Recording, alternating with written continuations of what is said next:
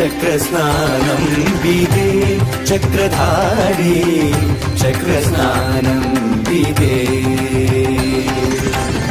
చక్రస్నానం విదే చక్రధారి చక్రస్నానం విదే చక్రధారి చక్రస్నానం విదే చక్రధారి చక్రస్నానం విదే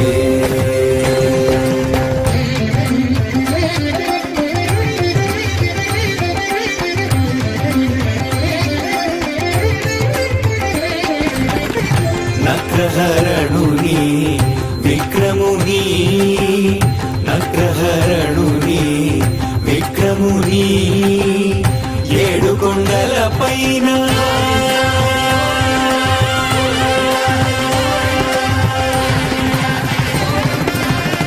నక్రహరణుని విక్రముని ఏడు కొండల పైన సుదర్శనధారుని చక్రస్నానం విదే చక్రధారి చక్రస్నానం విదే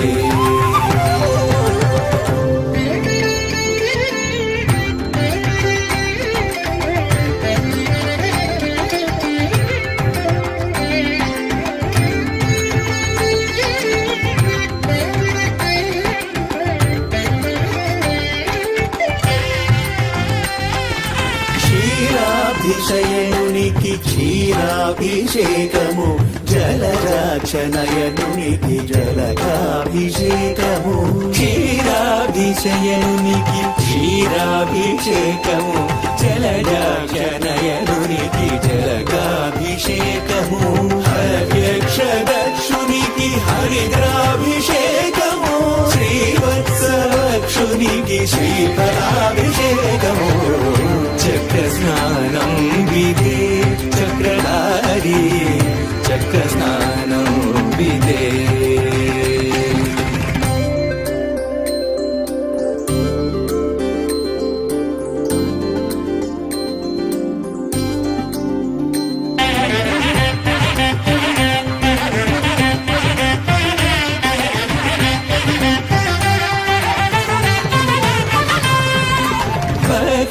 పక్షీంద్రగమనునికి పుష్పాభిషేకము మోక్షప్రదాయునికి చూర్ణాభిషేకము పక్షీంద్రగమనునికి పుష్పాభిషేకము మోక్షప్రదాయునికి చూర్ణాభిషేకము పద్మాక్షి విభునికి శ్రీగంధలేపనం బ్రహ్మోత్సవ ఫలమీయగ బ్రహ్మ గోమాత్సవం పరబ్రహ్మణ నమః.